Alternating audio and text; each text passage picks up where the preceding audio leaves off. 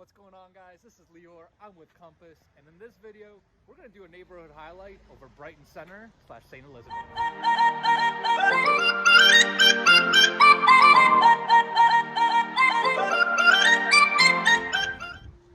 What's going on, guys? This is Lior. I'm with Compass, and we're back with another neighborhood overview. This week we are in Brighton Center. We just did Oak Square last week. Now, before we get into this one, two quick things as always. Number one, if you haven't already subscribed to my channel, please subscribe below. I do tons of new videos every single week where I do community highlights. I give tips on buying and selling real estate. So if you haven't subscribed, you're missing out. Click subscribe below. And then number two, if you're even thinking about buying, selling, investing, leasing, or doing anything with real estate, give me a call. My phone number's below. Taylor and I work 24/7 for you guys, so hit me up. So let's get into today's content. I'm right out in the streets of Brighton Center. I'm on Washington Street. So Brighton Center really is defined as kind of like the intersection where Market and Washington Street intersect. You can see right behind me. So it's one of the neighborhoods right after Oak Square. It's kind of in between Oak Square, and if you go a little further east, you're gonna hit Alston. It's an awesome spot. It's kind of like living in the city. You can hear the city vibe behind me. But it's still a little bit more suburban, right? It doesn't quite have the full hustle and bustle of downtown Boston. It's still a little quieter, a little different, a little bit more of a less chaotic feel, but still you're in Brighton, you're in the city. So it's a great vibe. So there's a lot to do in Brighton Center. There's a lot more shops, a lot more retail than something you might find in Oak Square. So for example, in terms of food you have tons of food options here. You've got some great ethnic options. You've got Greek, like Esfarilla's Grill. You do have a lot of different Asian places as well. So there's a good amount of ethnic food. You have a lot more traditional food here as well. A staple, we'll walk towards it right now, is Abbott's frozen custard. It'll be right behind me on the other side. So that's a staple here. Great ice cream place. There's more traditional coffee shops too, like Cafe Nero. They just opened up right on Washington Street, right by St. Elizabeth. So again, there's a lot of different, a lot of really good coffee options. Plenty of pubs, right? There's a lot of fan favorites. I love Devlin's right on Washington Street. Great place. There's another fan favorite, Corn Pub on Market Street. There's Brighton Bodega very close by. So there's a lot of really good options here. More traditional style pubs, some newer American ones, and obviously some good ethnic options. So that's kind of Brighton's. That's kind of the retail options in terms of Brighton Center. Let's go now into the streets and kind of see what kind of streets are there and what else is going on.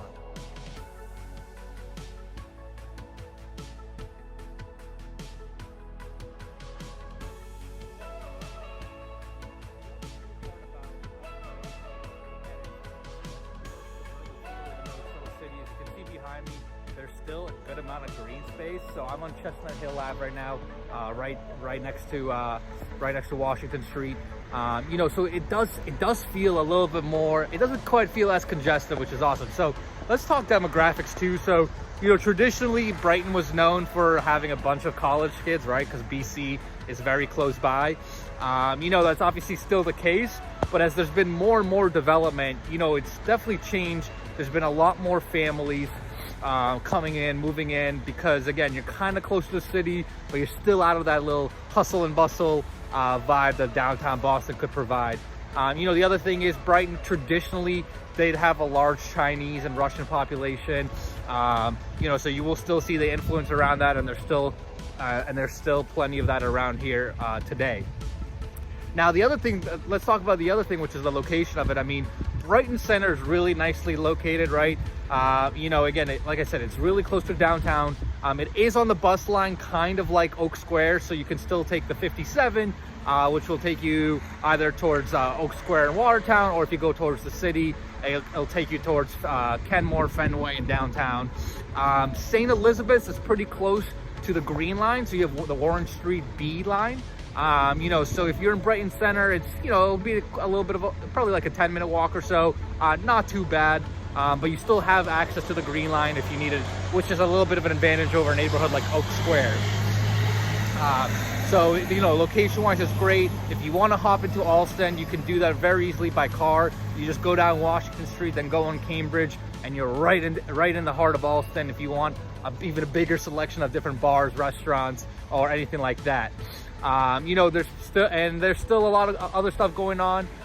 You know, if you wanted other different types of shopping, Brighton Center does have a Whole Foods pretty close by. So again, you can hop there within a couple of minutes.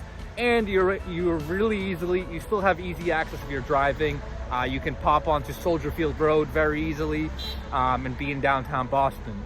And finally, the last thing, I know I've been talking about all these things that are close by, but the last part of it is it is also really close to Boston Landing, which you've probably heard of. It's the 15-acre mega development that just is going on right now, you know, where they have tons of new apartments, condos, retail, office, shops, restaurants, all that. You know, you're really close by. So, and it also has the commuter rail. So if for whatever reason you need the commuter rail, that's another option for you as well. You know, you're very close by, probably like 10-15 minute walk if you needed to. So Brighton Center is really strategically located. Again, it's just close to the city, where you have very easy modes of transportation in and out, but you're still far enough where it's quieter. You know, you have more green space. It still feels a little bit more suburban than if you move into Allston, Fenway, or Kenmore, obviously. So that's kind of Brighton Center in a nutshell. Again, tons of different shops, a lot more variety from different ethnicities to more standard American, a lot of good restaurants, pubs, bars, and awesome more neighborhood feel. So hopefully that makes sense, guys. If you have any questions, any comments about the neighborhood, put them below.